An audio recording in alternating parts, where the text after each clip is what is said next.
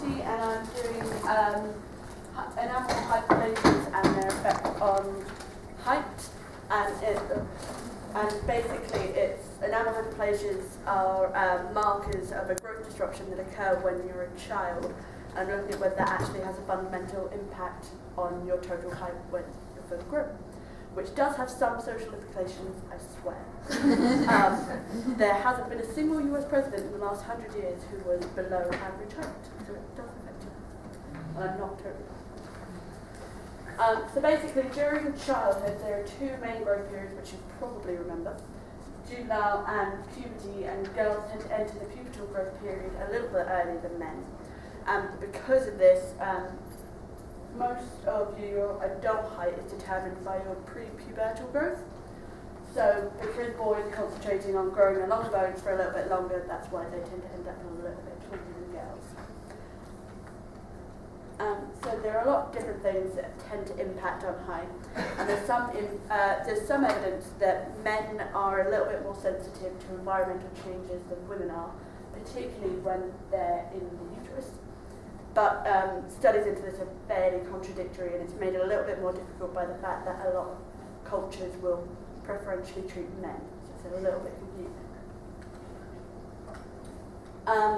Jelenkovic did a study of Finnish, which they used basically an entire population study, and they found that genetics was pretty much the most important factor in determining height, but that environmental factors could also be reasonably significant and were worth looking at. And then I think it was in Guatemala, Graham did a study looking at the specific malnutrition deficiencies that had the biggest impact on height, and they found that animal protein, vitamin A, and beta carotene, if they were missing, you were more likely to be a little bit dwarfy. And Steckel did an amazing study that showed that when American slaves, before they entered the workforce, they were in roughly the second percentile of growth, so they were tiny compared to the rest of the population. But once they entered the workforce, they actually got a lot better protein, and they had work-ready meals, and they managed to catch up to the 30th% in about a year. Humans do have the ability to bounce back, as it were. Tooth development starts, for permanent dentition, starts about 6 months after birth and continues to between 12 and 15. It varies a little bit, and after the age of 8, it's pretty much only the wisdom teeth that are still developing. But because enamel is essentially a dead tissue, it can't remodel, so it's a perfect record of everything that happened in your childhood. Enamel hyperplasias themselves, basically, ameloblasts are what lay down enamel, and during their secretory phase, they're working from the tip down to the enamel junction. And as they're working down, they go really, really methodically, and we know roughly how fast they go. And if any kind of systemic disruptions, psychosocial stress, malnutrition, illness, if anything disrupts your growth pattern, they're fairly sensitive, then they sort of freak out and lay down less enamel, and so you get some of these lines here, but you can see that it's just quite thin.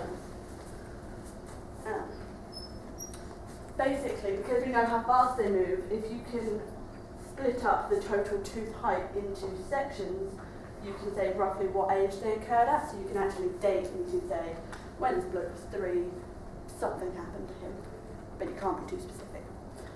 So I went in for my dissertation research predicting that they might be associated with some kind of detrimental effect on height, and that men and women should differ a little bit in how they reacted. We have 1,500 specimens here at Kent. We're amazing, I think we have the largest in the country officially now. But I could only use specimens from a specific site, and only if they were an adult, they had long bones that I could measure so I could actually tell how tall they were, and they had teeth, which is kind of hard to do in enamel hyperplasias if they have teeth. So we got them from a local cemetery. It's actually a priory and a cemetery, but I only focused on the pauper cemetery, so it was the non-elite members, so they were more likely to have been subjected to these kind of effects.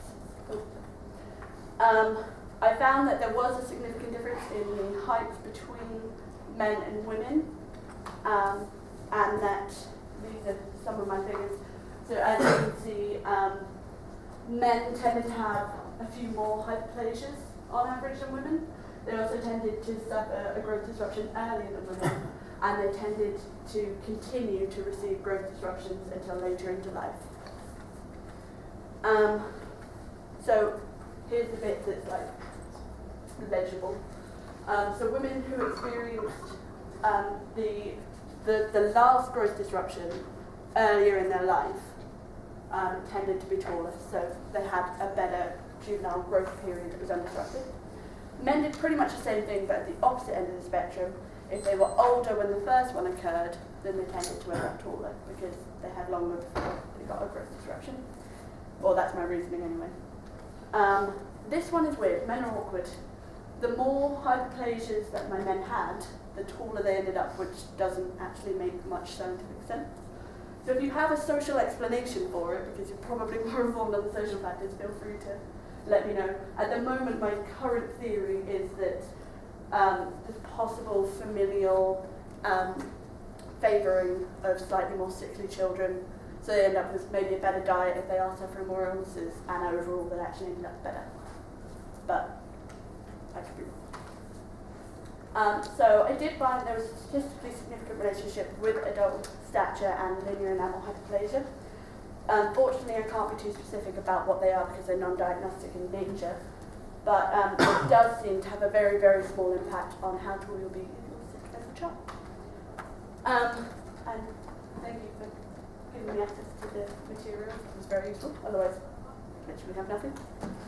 And if anyone's particularly interested,